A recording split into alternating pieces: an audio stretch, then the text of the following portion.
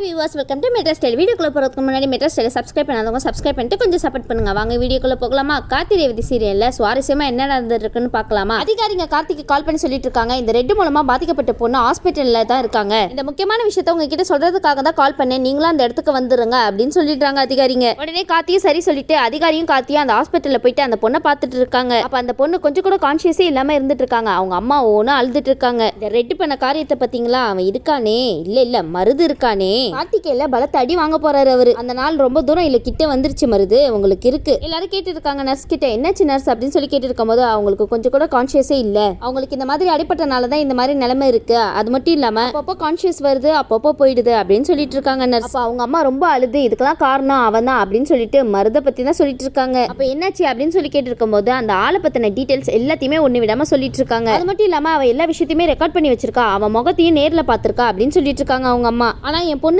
இந்த விஷயம் எல்லாமே தெரிஞ்சனால தான் என் பொண்ணோட கதையை முடிச்சிடலாம் அப்படின்னு சொல்லிட்டு இந்த மாதிரி பண்ணிட்டான் அப்படின்னு சொல்லி ரொம்பவே அழுதுட்டு இருக்காங்க. சரி நீங்க அழாதீங்க, கண்டிப்பா கார்த்தி பார்த்துப்பாரு. உங்க பொண்ணோட நிலைமைக்கு காரணமான அந்த மருதை கண்டிப்பா கை களமா பிடிச்சி தண்டனையும் கொடுப்பாரு. அப்ப கார்த்தி இந்த இடத்துல ஒரு பிளான் போடுறாங்க. அப்ப சரி, உங்களோட பொண்ணோட போன்ல அவனோட நம்பர் இருக்குல்ல, இப்ப உங்க பொண்ணோட போன் யார் கையில இருக்கு? உங்க கையில தானே இருக்கு. இப்ப நான் எப்படி சொல்றேனோ அதே மாதிரியே அவன் கிட்ட போன் பண்ணி பேசுங்க.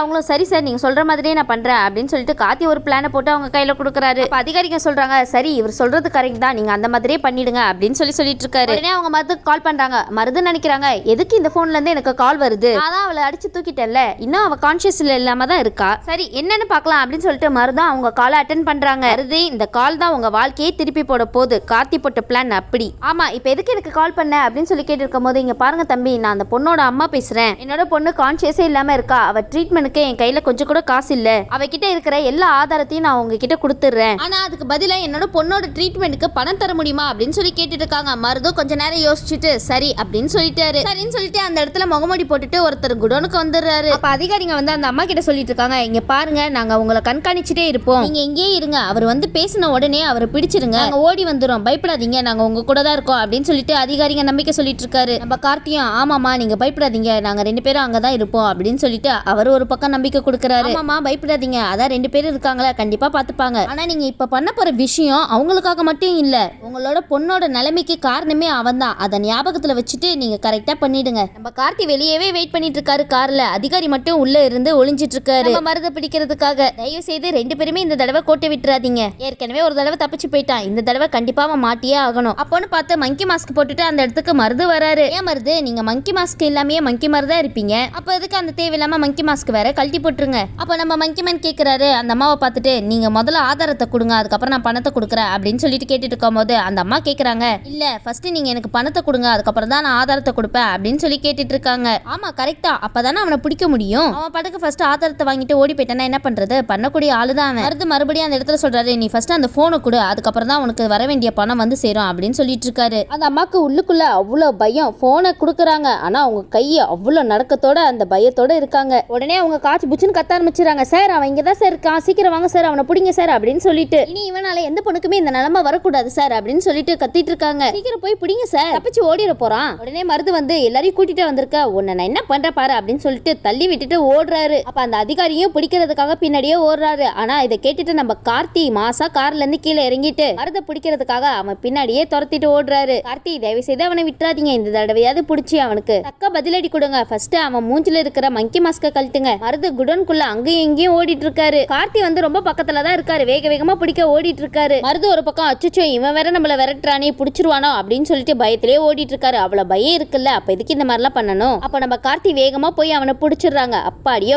ஒரு வழியா பிடிச்சிட்டீங்களா கார்த்தி, சீக்கிரம் மாஸ்க கழட்டி பாருங்க, அதுதான் ரொம்ப முக்கியமே. அந்த நேரம் பார்த்து அதிகாரிங்களும் அவனை ரவுண்ட் போட்டுறாங்க. தம்பி நல்லா மாட்டிக்கிட்டியா, இனி யாருனாலையும் காப்பாற்ற முடியாது உன்னை. ஒரு பக்கம் நம்ம மருத போக்கஸ்ல காமிக்கிறாங்க, இன்னொரு பக்கம் நம்ம கார்த்தி அதிகாரிங்களையும் போக்கஸ்ல காமிச்சிட்டு இருக்காங்க. சரி சரி போக்கஸ காமிக்கிறதெல்லாம் இருக்கட்டும், அவன் முகமூடியை திறந்து பாருங்க. ஒரு வழியா பதஷ்டத்தோட அவரோட முகமூடியை கழட்டி பாக்குறாங்க. ஆனா அந்த முகமூடிக்கு பின்னாடி மருது தான் இருப்பாருன்னு பார்த்தா ரொம்ப பெரிய டிப்ஸ்டே கொடுத்துட்டாங்க. மருதே டைரக்டா இந்த விஷயத்துல இறங்காம வேற யாரையும் அங்க அனுப்பியிருக்காரு. மருது வந்து அவருக்கு தெரிஞ்சவருக்கு கால் பண்ணி, டேய் நீ போய் அந்த போனை வாங்கிட்டு வந்துரு, சரி நான் போய் போனை வாங்கிட்டு வந்துறேன் அப்படின்னு சொல்லிட்டு வேற ஒரு ஆள் அந்த இடத்துக்கு போயிருக்காரு. மருது நீ ரொம்ப கிளவர்ப்பா, கொஞ்சம் கூட இந்த காரியத்தை நீ பண்ணுவேன்னு நினைச்சு கூட பார்க்கல நாங்க. ஆனா அங்க உள்ளவங்களாம் இவனை பார்த்தா ஏதோ சந்தேகமா இருக்கே சார், இவன் தான் சார் எல்லாத்துக்குமே காரணம் அப்படின்னு சொல்லிட்டு இருக்கும் போது கார்த்தி சொல்றாரு, இருக்கலாம் இல்லாமையும் இருக்கலாம் அப்படின்னு சொல்லிட்டு அவனோட சட்டையை கழட்டுறாங்க நம்ம கார்த்தி. பின்னாடி ஏதாவது ஆதாரம் இருக்கா, அதாவது ஏதாவது டேட்டு இருக்கா அப்படின்னு சொல்லிட்டு பாக்குறாரு நம்ம கார்த்தி. ஆனா அவன் முதுகுல பச்சை குத்தன அடையாளமே இல்ல. எப்படி இருக்கும், அவன் தான் மருதே இல்லையே, நீங்க தேடிட்டு இருக்கிற ஆளே வேற. அப்பவே நம்ம கார்த்திக்கு புரிஞ்சிச்சு, ஓ இவ்வளவு தெளிவா அவன் பிளான் போட்டிருக்கானா, அச்சச்சோ இந்த விஷயத்தை எப்படியாவது அன்னைக்கிட்ட சொல்லணுமே அப்படின்னு சொல்லிட்டு மாட்டிக்கிட்டவன் ஒரு பக்கம் யோசிச்சுட்டு இருக்கான். நீ தான் எல்லாத்துக்குமே காரணமா அப்படின்னு சொல்லிட்டு போட்டு அவனை போட்டு அடிச்சுட்டே இருக்காங்க. சார் இவனை இப்படியே போட்டு அடிச்சிட்டு இருக்க கூடாது, இவன் எப்படியாவது தப்பிக்கணும்னு தான் பாப்பான். ஃபர்ஸ்ட் அவனை அந்த வண்டியில வச்சு லாக் பண்ணுங்க சார் அப்படின்னு சொன்ன உடனே வண்டியில வச்சு லாக்கும் பண்ணிடுறாங்க. உங்ககிட்ட தனியா பேசணும் அப்படின்னு சொல்லிட்டு, என்ன சார் இந்த பிரச்சனையில இருந்து வெளியே வரணும், அவனை கண்டுபிடிக்கணும்னு நீங்க தான் ரொம்ப முயற்சி பண்ணீங்க, இப்போ என்ன சார் அப்படின்னு சொல்லி கேட்டு இருக்கும் போது, இல்ல சார் இன்னும் நம்ம முக்கியமான ஆளை பிடிக்கவே இல்லை அப்படின்னு சொல்லிட்டு இருக்காரு கார்த்தி அதிகாரி கிட்ட. நம்ம பிடிச்ச ஆள் ஒண்ணு ரெட்டு கிடையாது, அன்னைக்கு வந்தான்ல அவன் தான் முக்கியமான ஆளு, இன்னைக்கு வந்தவன் அவனோட அசிஸ்டண்டா இருக்கலாம், அவன் இனிமே ரொம்ப தெளிவா பிளான் போடுவான் எல்லா விஷயத்திலயுமே. அதிகாரிங்க கேக்குறாங்க, என்ன சார் நீங்க இப்படி சொல்றீங்க, நான் ரொம்ப நிம்மதியா சந்தோஷமா அவனை பிடிச்சிட்டோம், ரெட்டை நம்ம பிடிச்சிட்டோம் அப்படின்னு சொல்லிட்டு நினைச்சிட்டு இருந்தா நீங்க என்னன்னா வேற ஏதோ கதை சொல்லிட்டு இருக்கீங்களே அப்படின்னு சொல்லிட்டு அதிகாரிங்க கேட்டுட்டு இருக்காங்க. சார் அவர் ஒன்னும் கதை சொல்லிட்டு இல்ல, அவர் சொல்றதா உண்மை. சரி சார் நீங்க இப்ப என்ன பண்றீங்கன்னா, அந்த அம்மாக்கும் அந்த பொண்ணுக்கும் கண்டிப்பா ஒரு பாதுகாப்பு தேவை, ஏன்னா இதுக்கப்புறம் அந்த அம்மாவையும் அந்த பொண்ணையும் ஏதாவது பண்ணணும்னு தான் நினைப்பான், நீங்க ரெண்டு பேரை அவங்க துணைக்கே கூட வைங்க சார் அப்படின்னு சொல்லிட்டு இருக்காரு நம்ம கார்த்தி. அது மட்டும் இல்லாம கண்டிப்பா அவங்கள பழி வாங்குறதுக்காக அங்க வருவான், இந்த விஷயத்தெல்லாம் அவன் கேள்விப்பட்டுட்டு கண்டிப்பா சும்மா மட்டும் இருக்க மாட்டான், சரிங்களா சார் அப்படின்னு சொல்லி கேட்டு இருக்காரு நம்ம கார்த்தி. உடனே அதிகாரிகளும் சரி சார் நீங்க சொன்ன மாதிரியே பண்ணிடலாம், ஆனா உங்களாலதான் இவனை கண்டுபிடிச்சிருக்கோம், எப்படி சார் நீங்க கண்டுபிடிச்சீங்க அப்படின்னு சொல்லி கேட்டு இருக்கும்போது கார்த்தி வந்து அந்த டாட்டூ விஷயத்தை பத்தி அந்த அதிகாரிங்க கிட்ட சொல்லிட்டு இருக்காரு. சார் நீங்க ரொம்ப பிரில்லியன்ட் சார், எல்லா விஷயத்தையுமே டக்குன்னு கண்டுபிடிச்சிடுறீங்களே, நீங்க மட்டும் எங்களோட டிபார்ட்மெண்ட்ல இருந்திருந்தா ரொம்பவே யூஸ்ஃபுல்லா இருந்திருக்கும் சார் அப்படின்னு சொல்லிட்டு ரொம்ப பாராட்டிட்டு இருக்காங்க நம்ம கார்த்தியை. ஆமா கார்த்தி அவர் சொல்றது கரெக்டா தான் இருக்கு, பேசாம நீங்க போலீஸ் ஆயிடுங்க. கார்த்தி வந்து அந்த இடத்துல சொல்றாங்க, சரி சார் இவன் வந்து அவனோட ஆளா இல்லையான்னு சந்தேகப்படுற மாதிரி நீங்க கொண்டு போய்க்க வேணாம், இவனை யார் யாரெல்லாம் வந்து பார்க்க வரா அப்படின்னு சொல்லிட்டு கண்காணிங்க, உங்க ஸ்டேஷனுக்கு கூட்டிட்டு போங்க, கண்டிப்பா இவனை பார்க்கறதுக்காக அவன் வருவான், அதனால லாங் டிஸ்டன்ஸ்ல எந்த கார் வருது போகுதுன்னு நல்லா நோட் பண்ணி வச்சுக்கோங்க சார், கண்டிப்பா நம்மளால இதை கண்டுபிடிக்க முடியும் அப்படின்னு சொல்லிட்டு சூப்பரான ஒரு ஐடியா கொடுக்கறாரு நம்ம கார்த்தி. நம்ம கார்த்தி அந்த மருதை விட ரொம்ப புத்திசாலி தான். அதிகாரிங்க வந்து சரி சார் நீங்க சொன்ன மாதிரியே பண்ணிடலாம் அப்படின்னு சொல்லிட்டு கார்த்தி அந்த இடத்த விட்டு கிளம்பிடுறாரு. அப்போன்னு பார்த்து ஒருத்தருக்கு கால் பண்றாங்க. அந்த இடத்துல சும்மா சொல்றாங்க, ரொம்ப நாளா முக்கியமான ஆளை பிடிக்கணும்னு நம்ம தேடிட்டு இருந்தோம்ல, அவனை இப்போ கையும் களவுமா பிடிச்சாச்சு அப்படின்னு சொல்லிட்டு இருக்காங்க அந்த அதிகாரிங்க. உடனே நான் தான் அந்த முக்கியமான ஆளு அப்படின்னு நினைச்சிட்டு இருக்காங்களா, அப்பனா பிரச்சனை கிடையாது, அப்போ யதார்த்தமா தான் அவங்க பாத்துருக்காங்க, அது வரைக்கும் சந்தேகம் இல்ல அப்படின்னு சொல்லி யோசிச்சுட்டு அவங்க பாட்டுக்கு போறாங்க. சார் இவனை மாட்டி விட்டதுனால இவங்க ஆளுங்க எல்லாம் சேர்ந்து பின்னாடி எதுவும் பிரச்சனை பண்ணிட மாட்டாங்கல்ல அப்படின்னு சொல்லிட்டு அந்த பொண்ணோட அம்மா கேட்டுட்டு இருக்காங்க. உடனே அதிகாரிங்க சொல்றாங்க, நீங்க நினைக்கிற மாதிரிலாம் எதுவுமே நடக்காதுமா, நீங்க தைரியமா இருங்க, இந்த ரெண்டு பேருமே உங்க கூட எப்பவுமே இருப்பாங்க அப்படின்னு சொல்லிட்டு இருக்கும்போது, இந்த அளவுக்கு உங்களுக்கு தைரியம் வந்துருச்சா, இது மட்டும் அண்ணனுக்கு தெரிஞ்சா என்ன ஆகும்னு தெரியும்ல அப்படின்னு சொல்லிட்டு இருக்கும்போது அவங்க கிட்ட இருக்கிற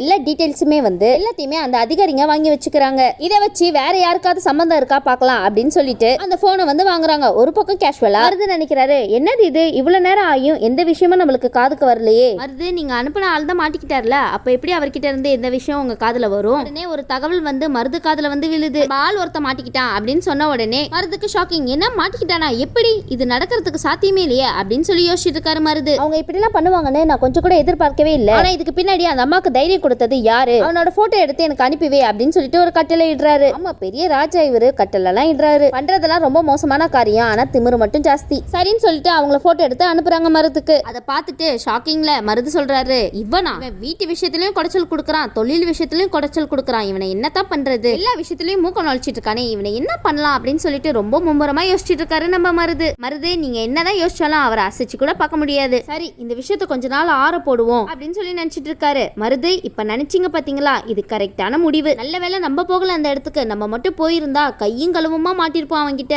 தவிர ஏற்கனவே என் மேல பயங்கர கோவத்துல இருக்காங்களே, சரி நம்ம அமைதியா இருப்போம் அப்படின்னு சொல்லிட்டு இருக்கும்போது அவங்க கேக்குறாங்க, அண்ணே இப்ப என்னென்ன பண்ணலாம் அப்படின்னு சொல்லி கேட்டு இருக்கும்போது மருது சொல்றாரு, இப்போதைக்கு நீ எதுவும் பண்ணாத, அங்க இருந்து வெளியே வந்துரு, நம்ம ஆளை வெளியே கொண்டு வரணும்னா வேற யார் மூலியமாவது அட்வொகேட்டை வந்து பார்க்க சொல்லு, அவங்கள பார்த்ததுக்கு அப்புறம் அவங்களாம் இங்க வர மாதிரி இருக்கணும், யாருக்கு யார் சொன்னாங்க அப்படின்னு ஒரு க்ளூ கூட கிடைக்க கூடாது, அந்த மாதிரி பாத்துக்கோ, சரி என்ன ஒரு 4-5 பேரை வச்சதுக்கு அப்புறம் அட்வொகேட்டை அனுப்பிச்சு வைக்கிறேன், அதுவும் உடனே அனுப்பி வைக்கிறேன், டேய் உடனே அனுப்பி வைக்கணும்னு அவசியம் இல்லடா, 2-3 மாசம் உள்ளேயே இருக்கட்டும், அதுக்கப்புறம் எல்லாமே பாத்துக்கலாம், அவசரப்படாதீங்க அப்படின்னு சொன்ன உடனே சரிண்ணே நீ சொன்னா சரி அப்படின்னு சொல்லிட்டு அமைதியா இருக்காங்க எல்லாருமே. இன்னொரு பக்கம் கார்த்தி ரொம்ப திங்க் பண்ணிட்டு இருக்காங்க, ச்சே என்னடா இது முக்கியமான ஆள் இன்னைக்கு மாட்டுவான்னு நினைச்சா நான் அந்த இடத்துக்கு வராம போயிட்டானே, இப்ப என்ன பண்றது, இனி அவனுக்காக மறுபடியும் காத்துட்டு இருக்கணுமா, டேய் ரெட்டு நீ ரொம்ப கிளவர் நினைச்சிட்டு இருக்கியா, கண்டிப்பா என்னைக்காவது ஒரு நாள் வசமா மாட்டுவ, நீ யாருன்ற விஷயத்தை தெரிஞ்சுக்கிறதுக்காக நான் ரொம்பவே ஆர்வமா இருக்கேன் அப்படின்னு சொல்லி நினைச்சிட்டு இருக்காரு கார்த்தி. கார்த்தி எல்லாம் உங்களுக்கு பழக்கப்பட்டவர் தான், நீங்க ரொம்ப எதிர்பார்க்கிற மாதிரி ஒன்னும் மாசெல்லாம் கிடையாது அவரு. கார்த்தி நினைக்கிறாரு, பழையபடி எல்லார் முகத்திலயும் நான் சிரிப்பை பார்க்கணும், உன்னால அங்க எல்லாருமே ரொம்ப கஷ்டத்துல இருக்காங்க, கண்டிப்பா இதெல்லாம் நான் மாத்தியே காமிப்பேன் அப்படின்னு சொல்லிட்டு ரொம்ப கோவமாவே இருக்காரு. இருக்காரு. அப்போ ஒரு அதிகாரிங்க கேக்குறாங்க, என்ன சார் ஏன் இவ்வளவு கோவமா இருக்கீங்க அப்படின்னு சொல்லி கேட்டு இருக்கும்போது கார்த்தி சொல்றாரு,